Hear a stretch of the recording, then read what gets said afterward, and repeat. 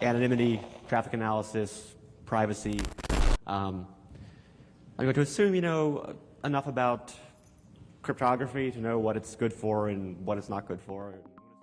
Leonard Harris Salsaman, dia lahir pada tahun 1980 di Pottstown, Pennsylvania, Amerika Serikat. Len merupakan sosok yang kompleks dan menarik dari perspektif psikologis. Walaupun jalan hidupnya singkat, namun Len Salsaman meninggalkan jejak mendalam dalam lanskap digital yang terus berkembang.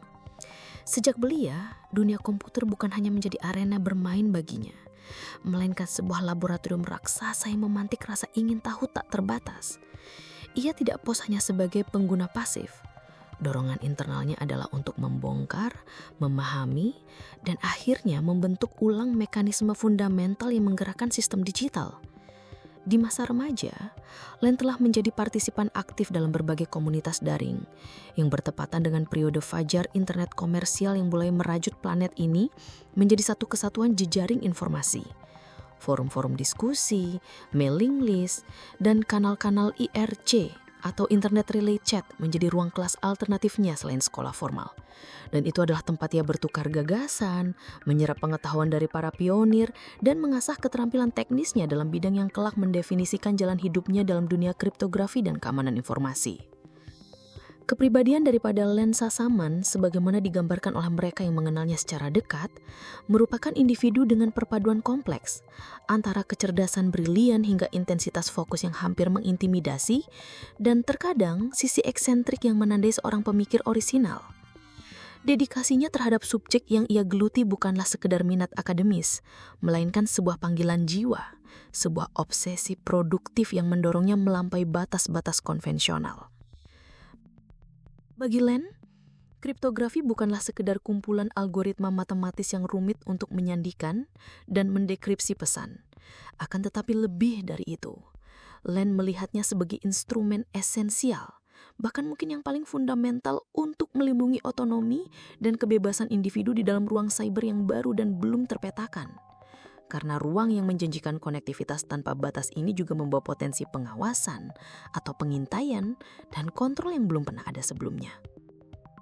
Perjalanan intelektualnya Len Salsaman secara formal membawanya ke Universitas Katolik Leuven di Belgia. Dan tempat itu adalah sebuah institusi dengan tradisi riset yang kuat. Di sana, ia bergabung dengan Computer Security and Industrial Cryptography atau yang disingkat COSIC Research Group. Dan itu adalah sebuah lingkungan yang sangat kondusif untuk mempertajam keahlian teknisnya dan memperdalam landasan filosofis yang mendasari minatnya pada kriptografi. COSIC dikenal karena kontribusinya pada pengembangan algoritma enkripsi standar seperti AES atau Advanced Encryption Standard, dan keterlibatan Len dalam lingkungan riset sekaliber ini memberinya paparan langsung terhadap garis depan penelitian kriptografi. Disinilah, di tengah diskusi-diskusi akademis yang mendalam dan kolaborasi riset yang intensif, benih-benih seorang cypherpunk sejati dalam diri Len Salsaman mulai bertunas dan mengakar kuat. Ia mulai melihat bahwa keahlian teknisnya harus diarahkan untuk tujuan yang lebih besar, yaitu semacam pemberdayaan tiap individu melalui teknologi.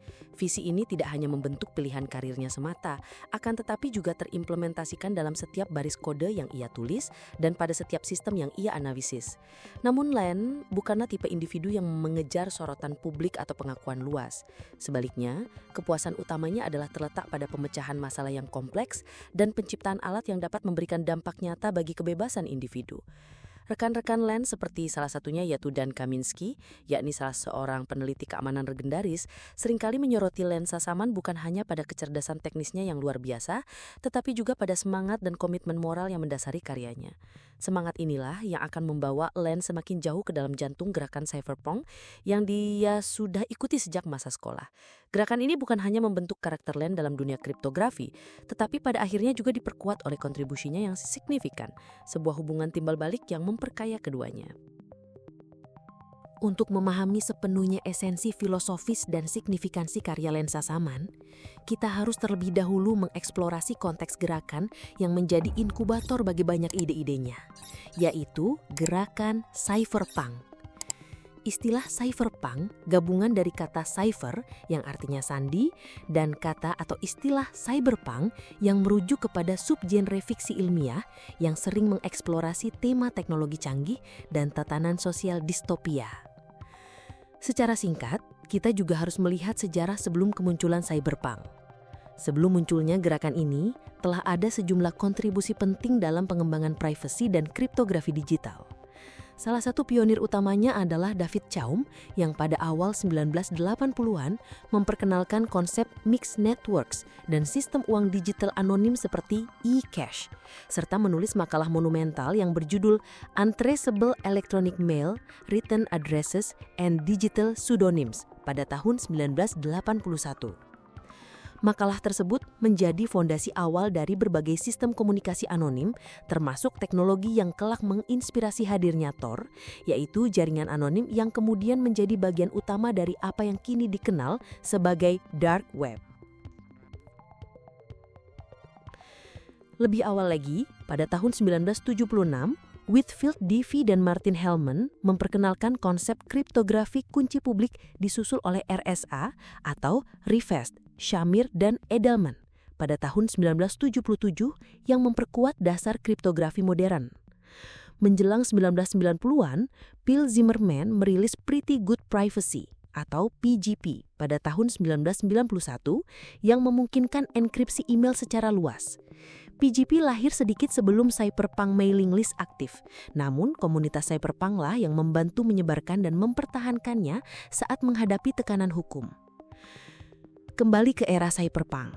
Cyberpunk sebenarnya merujuk kepada sebuah kolektif aktivis dari para programmer, kriptografer, dan pemikir yang muncul pada akhir dekade 1980-an yang kemudian mencapai puncaknya pada awal tahun 1990-an.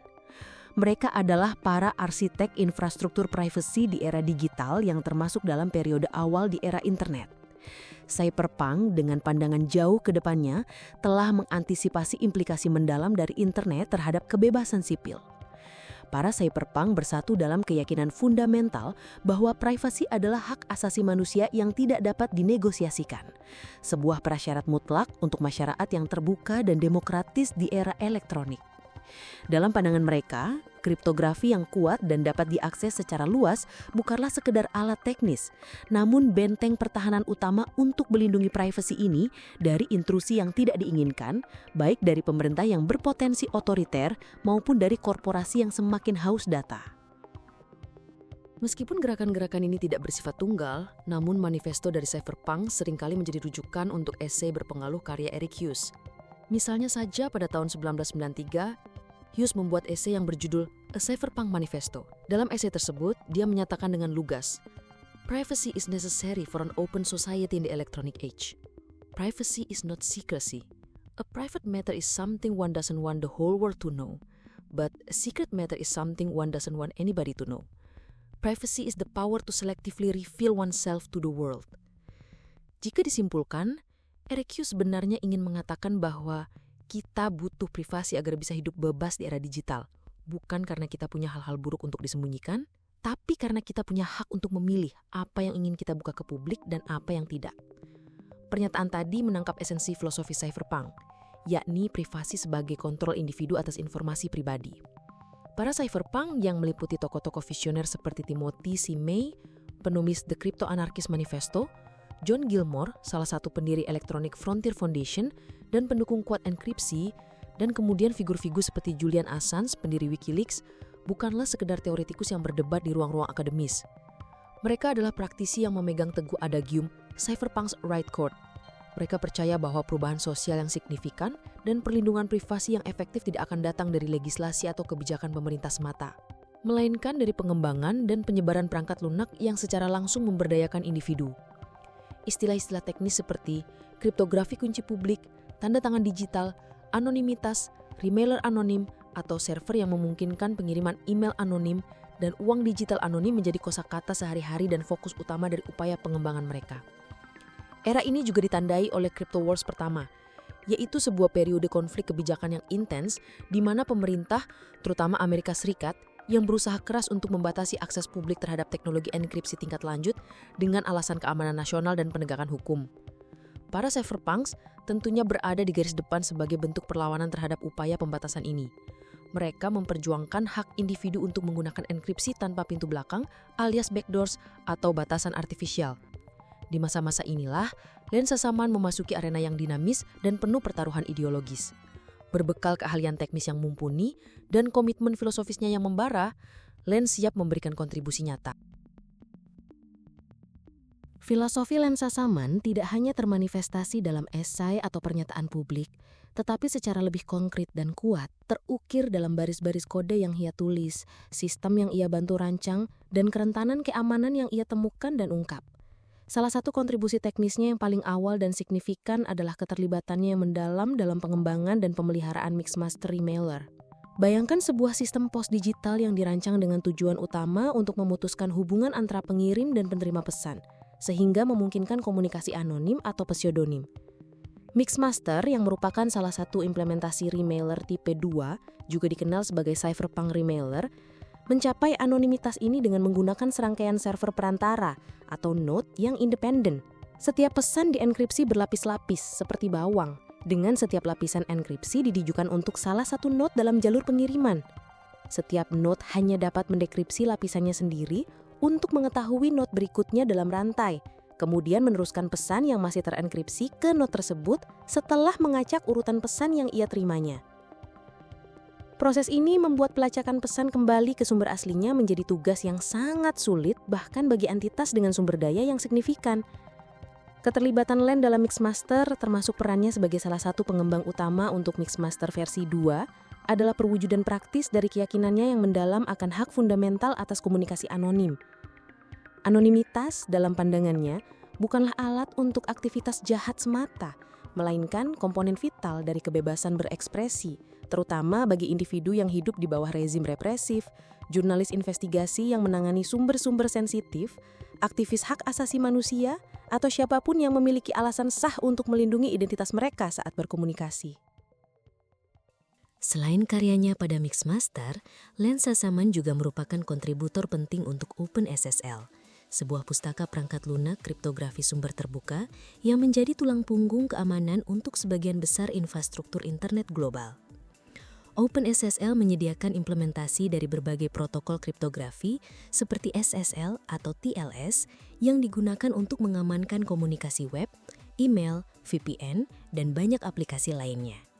Kontribusi pada proyek sebesar dan sepenting OpenSSL menunjukkan kedalaman pemahaman teknis Len dan komitmennya untuk memperkuat fondasi keamanan internet bagi semua orang.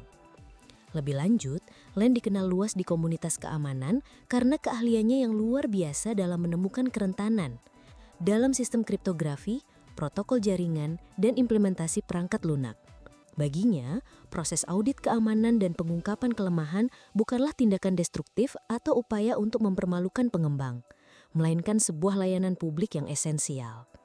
Dengan mengekspos kelemahan, ia memaksa vendor dan organisasi untuk memperbaiki sistem mereka, yang pada akhirnya meningkatkan keamanan dan ketahanan infrastruktur digital secara keseluruhan. Ini sepenuhnya sejalan dengan etos cypherpunk, membangun alat yang kuat, secara rigor menguji ketahanannya terhadap serangan, dan secara transparan menunjukkan di mana letak resiko dan bagaimana resiko tersebut dapat dimitigasi. Setiap baris kode yang ia tulis, setiap protokol yang ia analisis, dan setiap kerentanan yang ia temukan dapat dilihat sebagai sebuah argumen praktis untuk privasi yang lebih kuat, sistem yang lebih aman, dan akuntabilitas yang lebih besar dari mereka yang membangun dunia digital kita. Ini adalah perwujudan dari filosofi yang sering diasosiasikan dengan Lawrence Lessig. Code is law. Pengakuan bahwa arsitektur teknis dari sistem digital itu sendiri, kode yang menjalankannya, secara inheran menentukan batasan-batasan kebebasan dan kontrol dalam ruang siber, seringkali lebih efektif daripada hukum formal. Bagi Len Sassaman, sebagaimana bagi para cypherpunk pada umumnya, privasi bukanlah sekadar preferensi pribadi atau kemewahan yang dapat dikorbankan demi kenyamanan atau keamanan semu. Sebaliknya, privasi adalah fondasi absolut dari masyarakat yang bebas, adil dan terbuka. Konsepsinya tentang privasi melampaui definisi sempit sebagai hak untuk dibiarkan sendiri, meskipun aspek tersebut penting. Lebih mendasar lagi, privasi adalah hak fundamental individu untuk mengendalikan arus informasi pribadi mereka. Siapa yang berhak mengetahui apa tentang diri kita, dalam konteks apa, kapan, untuk tujuan apa, dan untuk berapa lama.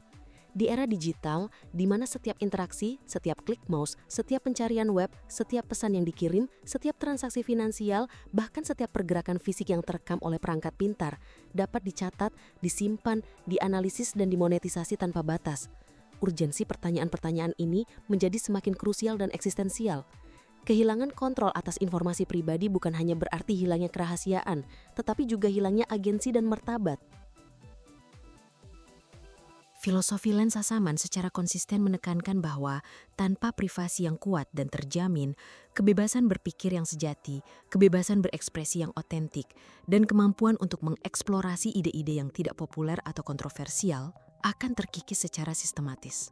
Jika individu hidup dalam kesadaran konstan bahwa setiap pikiran yang mereka utarakan secara online, setiap asosiasi yang mereka bentuk, setiap ketertarikan intelektual yang mereka jelajahi, dapat dan mungkin akan diawasi, dihakimi, atau bahkan dihukum, maka mekanisme internal penyensoran diri, alias self-censorship, akan mulai bekerja.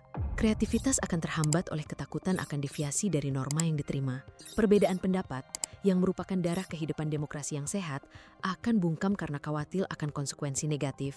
Konformitas akan merajalela bukan karena keyakinan internal, melainkan karena tekanan eksternal dari pengawasan yang omnipresent.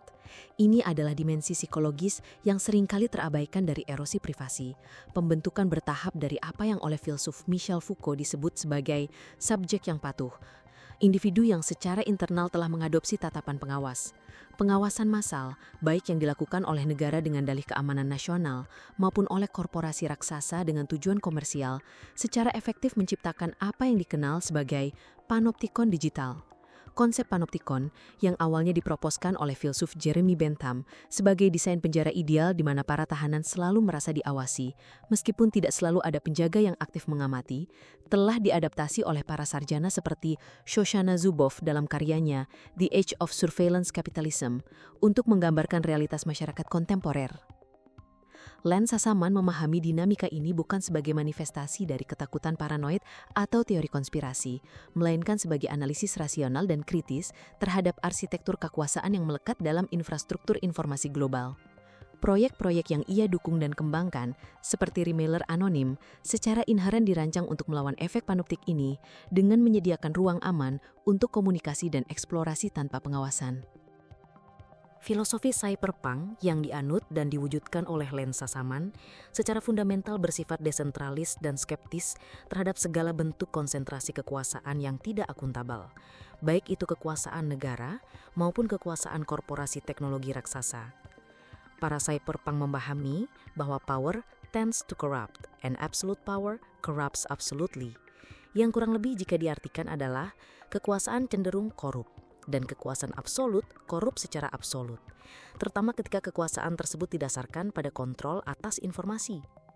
Oleh karena itu, perangkat lunak seperti Tor, The Onion Router, yang menyediakan anonimitas online dengan merutekan lalu lintas internet melalui jaringan sukarelawan global dan banyak terinspirasi oleh desain remailer anonim seperti Mixmaster, atau sistem-sistem mata uang kripto awal yang bertujuan untuk menciptakan alat tukar peer-to-peer yang tahan sensor, adalah contoh nyata dari upaya untuk membangun infrastruktur digital yang lebih terdesentralisasi. Infrastruktur semacam itu dirancang untuk mengembalikan kontrol dan agensi kepada pengguna individu, bukan kepada entitas pusat. Ini adalah manifestasi dari pergulatan ideologis yang fundamental dan berkelanjutan, antara visi internet sebagai ruang pemberdayaan individu, inovasi tanpa izin, dan kebebasan berekspresi versus visi internet sebagai alat kontrol sosial, pengawasan massal, dan homogenisasi budaya. Tulisan-tulisan dari cyberpunk lain seperti The Crypto Anarchist Manifesto karya Timothy C. May secara lebih eksplisit dan radikal mengartikulasikan visi otonomi individu yang diperluas secara dramatis melalui penggunaan kriptografi yang tak terbatas, bahkan hingga pada titik pembentukan komunitas-komunitas virtual yang beroperasi di luar jangkauan yurisdiksi negara bangsa tradisional. Meskipun mungkin tidak semua cyberpunk termasuk Len menganut visi anarkis yang paling ekstrem, skeptisisme terhadap otoritas terpusat dan komitmen terhadap pemberdayaan individu melalui teknologi adalah benang merah yang menyatukan gerakan tersebut. Menjadi seorang cyberpunk, seorang arsitek dan penjaga rahasia digital, tidak diragukan lagi membawa beban psikologis yang unik dan seringkali tidak ringan. Ada kesadaran konstan akan ancaman yang mengintai privasi dan keamanan di dunia digital. Sebuah pemahaman yang mendalam dan terkadang meresahkan tentang betapa rapuhnya banyak sistem yang diandalkan oleh masyarakat luas untuk komunikasi, perdagangan, dan bahkan fungsi-fungsi kritis. Ditambah lagi, seringkali muncul rasa frustasi yang mendalam terhadap apa yang dirasakan sebagai ketidakpedulian publik terhadap isu-isu privasi, atau perlawanan aktif dari pihak-pihak yang memiliki kepentingan vested dalam mempertahankan status quo pengawasan atau sistem yang tidak aman. Lensa Saman dengan intensitas intelektualnya, dedikasinya yang hampir tanpa batas, dan sifat introspektifnya tidak diragukan lagi merasakan tekanan-tekanan ini secara akut. Pada 3 Juli 2011, Lensa Saman meninggal dunia. Ini merupakan titik balik emosional dan ideologis bagi komunitas cyberpunk dan keamanan digital global. Len meninggal pada usia 31 tahun karena bunuh diri, dan kabar ini, meskipun telah dikonfirmasi secara resmi oleh kerabat dan media, akan tetapi tetap menyisakan ruang spekulasi, perenungan, dan kesedihan mendalam. Len bukan sekadar teknolog. Ia adalah filsuf era digital. Intensitas pemikiran, kesendirian dalam kompleksitas sistem, dan tekanan moral untuk melindungi dunia yang terus menggerus privasi dan kebebasan dapat menjadi beban yang sangat berat. Berbagai testimoni dari rekan-rekan dekatnya seperti Dan Kaminsky dan Maridis Peterson menyebutkan bahwa Len mengalami tekanan mental yang besar selama masa-masa akhir hidupnya. Namun mereka juga menekankan bahwa ia tetap bekerja secara aktif hingga akhir, memberikan kontribusi teknis yang berarti. Dalam komunitas yang menjunjung privasi sebagai nilai tertinggi, kematian Sasaman tidak hanya dilihat sebagai kehilangan personal, tetapi juga sebagai kematian seorang penjaga gerbang, sang sentinel dalam dunia penuh pengawasan. Dalam mailing list komunitas cyberpunk, berbagai pesan duka mengalir dengan nuansa simbolik, menggambarkan Len sebagai penjaga malam yang gugur di garis depan. Kematian Len menjadi pengingat keras bahwa perjuangan dalam dunia digital tidak hanya membutuhkan keberanian teknis, tetapi juga dukungan emosional dan solidaritas komunitas yang kuat. Filsafat cyberpunk tidak cukup hanya dengan write code, tetapi juga perlu care for each other. Lensa Semen mengajarkan kita bahwa keberanian intelektual dan integritas moral dapat menjadi senjata paling tajam dalam menghadapi struktur kekuasaan digital. Kematian tragisnya membuka diskusi tentang kesehatan mental dalam komunitas teknologi dan mengingatkan kita bahwa bahkan para penjaga yang paling kuat pun membutuhkan penjagaan. Ia telah tiada, namun prinsip-prinsip yang ia perjuangkan tetap hidup. Bahwa teknologi harus melindungi bukan mengendalikan, bahwa individu harus dibebaskan bukan dipantau, dan bahwa setiap baris kode yang kita tulis dapat menjadi nyala api dalam kegelapan sistem. Jika Lensa Saman masih bersama kita hari ini, apa yang mungkin ia pikirkan tentang lanskap teknologi yang berubah dengan cepat ini? Ini tentu saja memasuki ranah spekulasi. Namun kita dapat membuat dugaan yang cukup beralasan berdasarkan prinsip-prinsip filosofis dan rekam jejak karyanya. Kemungkinan besar, ia akan mendekati setiap teknologi baru ini dengan perpaduan khas antara keingintahuan teknis yang mendalam, keinginan untuk memahami cara kerjanya hingga ke detail terkecil, dan skeptisisme filosofis yang tajam terhadap potensi penyalahgunaannya. Ia mungkin akan menjadi salah satu peneliti pertama yang secara mendalam menganalisis potensi kecerdasan buatan, tidak hanya untuk manfaatnya, tetapi juga untuk pengawasan algoritmik, manipulasi perilaku skala besar melalui personalisasi mikrotarget, dan terciptanya bias sistemik yang dapat memperburuk ketidaksetaraan sosial. Terhadap Internet of Things, dengan miliaran perangkat yang saling terhubung dan terus-menerus mengumpulkan data tentang lingkungan dan perilaku kita, ia kemungkinan akan sangat vokal mengenai kerentanan privasi yang melekat, kurangnya standar keamanan yang seragam, dan potensi terciptanya jaringan pengawasan domestik dan publik yang tak terhindarkan. Mengenai mata uang digital bank sentral, CBDC, ia mungkin akan menjadi kritikus yang paling tajam terhadap desain yang tidak memprioritaskan anonimitas atau privasi transaksional.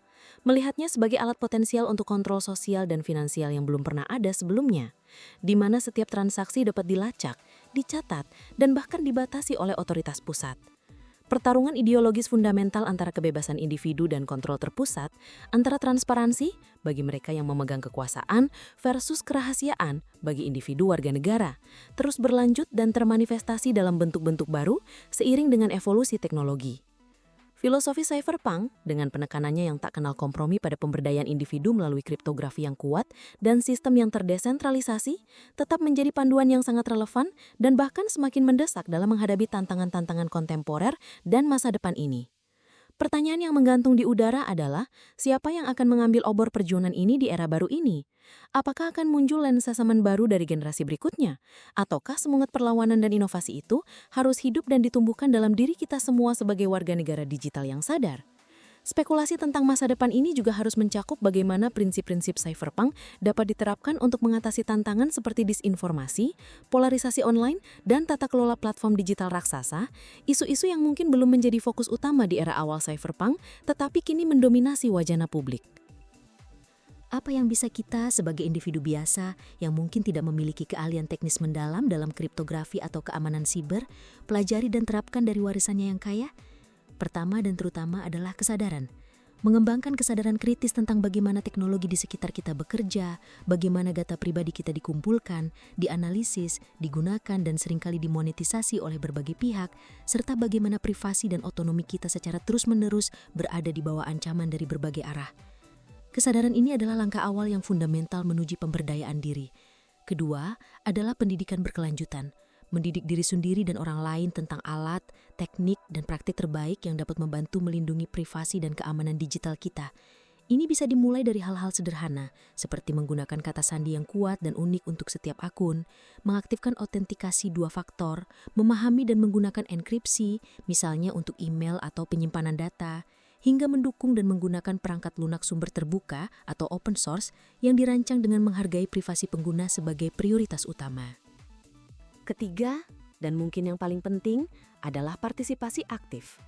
Terlibat dalam wacana publik mengenai isu-isu privasi, hak-hak digital, etika teknologi, dan tata kelola internet. Mendukung organisasi-organisasi masyarakat sipil dan kelompok advokasi yang berjuang untuk melindungi kebebasan sipil di era digital. Berani mempertanyakan narasi dominan yang seringkali mencoba meyakinkan kita bahwa kita harus mengorbankan privasi demi keamanan, kenyamanan, atau partisipasi dalam ekonomi digital. Semangat cypherpunk tidak mengharuskan kita semua untuk menjadi ahli kriptografi atau peretas elit. Sebaliknya, ia mengharuskan kita semua menjadi warga negara digital yang lebih kritis, lebih sadar akan hak-hak kita, dan lebih proaktif dalam menuntut akuntabilitas dari mereka yang merancang, menerapkan, dan mengatur teknologi yang membentuk kehidupan kita.